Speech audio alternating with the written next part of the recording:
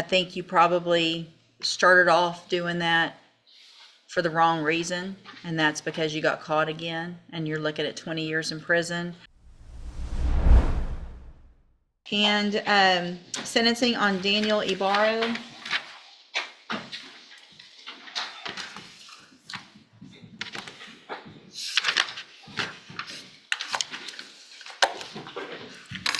Okay, you're Daniel Ibarro? Yes, ma'am. And Mr. Ibarra was previously in court, entered pleas of guilty in cause numbers 24 DCCR 1722 and 24 DCCR 2289, both theft of properties. They were enhanced to second-degree felony offenses with caps of 10 years in each of those cases to run concurrently as the agreement. Is that correct? Yes, sir. I've received the pre-sentence report as well as an update report that just has some more specific information from criminal history from Spokane, Washington. Did everyone get that? Yes, sir. Yes, they did. Are there any additions or corrections to the pre-sentence report? No to the offense. Not from the state. All right, Mr. Kimler, you may proceed. Your Honor, PSI reflects extensive criminal history on Mr. Ibarra, which the court could infer from the fact that two misdemeanor theft cases can be enhanced up to second degrees, which implies that he does have extensive history.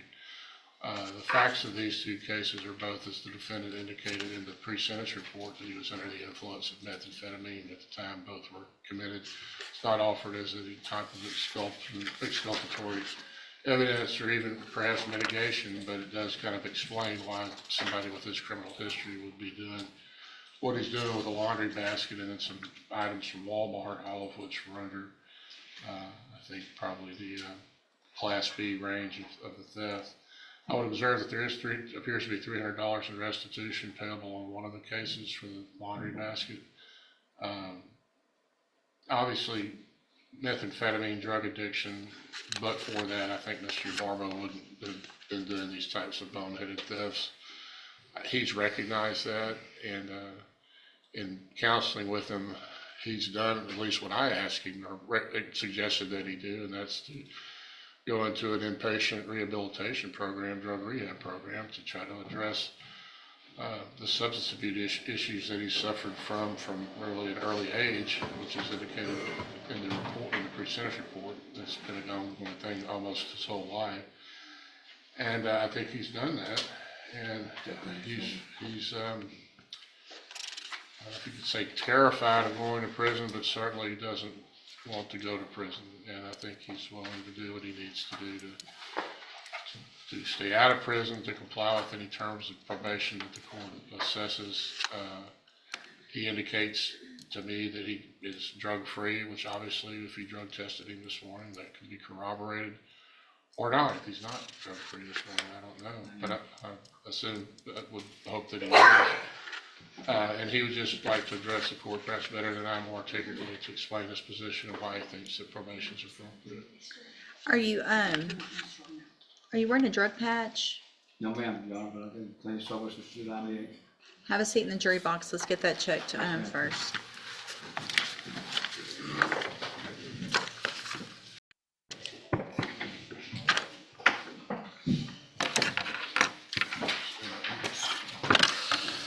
Okay, so the test was negative. Mr. Ibarbo, you wanted to say something, sir? You could address the court. Yes, sir, I'm just, Your Honor, probably an alcoholic drug addict my whole life. I went through treatment. I reached a point when this case came about, everything, my whole life, the futility of it all was overwhelming.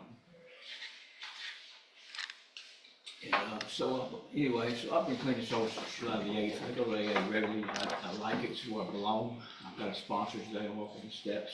I'm pushing stone step 4. It was where I found a purpose that I've never had.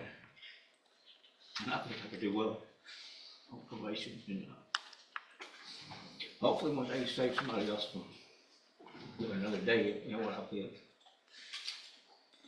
Which is horrible addiction. Now that's all I got. Thank you, sir. Mr. Coleman? Judge, I'll be brief. I think the PSI speaks for itself. As far as criminal history. I would like to add, I have judgments here. I've made them available to Mr. Kimler for additional convictions that were either not included in the PSI or they could not confirm those. And for the record, Judge, I am speaking of a 2013 aggravated assault out of St. Charles, Louisiana, in which the defendant received a 6-month probation. Also, a 2008 possession of a controlled substance case out of Kansas, in which the defendant was revoked to 20 months. In a 2013 fleeing or attempting to elude out of Kansas, for which the defendant received 5 days. I think that one is actually reflected in the PSI. Okay. The 5-day one. Yes. And also, Judge, I have judgments out of Spokane, Washington for 1, 2, 3 thefts. One from 2011, 2 of them, it looks like it was a concurrent 1-year probation in 2008, and also a 2008 assault out of Spokane, Washington, in which the defendant received 338 days. And I've marked them. I'm happy to offer them. No objection. I don't know that I need them. I've made the notes and we'll take that into consideration as Judge, that's well. all I have. I think the defendant, given his criminal history, it's a risk of sounding callous, Judge. I get it. People are struggle with drug addiction all the time. But at a certain point, Judge, there comes a point where the consideration needs to be protecting the public.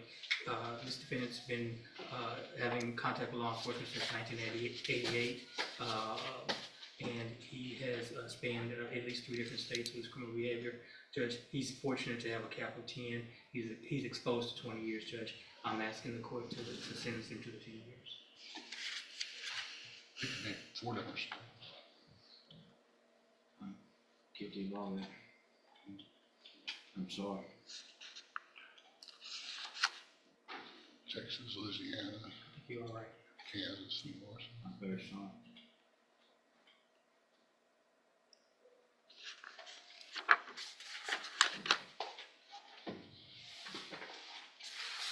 I can take the question. I'm sorry.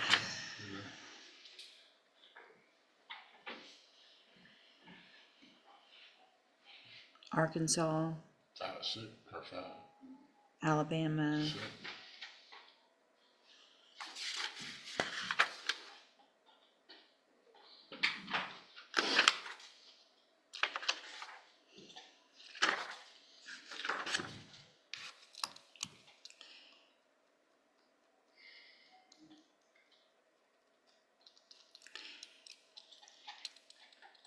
I guess my biggest issue, Mr. Ebarbo, is, well, one of the biggest issues is I appreciate and I'm glad that you have done what you've done over the last few months. I think you probably started off doing that for the wrong reason, and that's because you got caught again and you're looking at 20 years in prison. It sounds like maybe you're doing better, and that's great. I just wonder why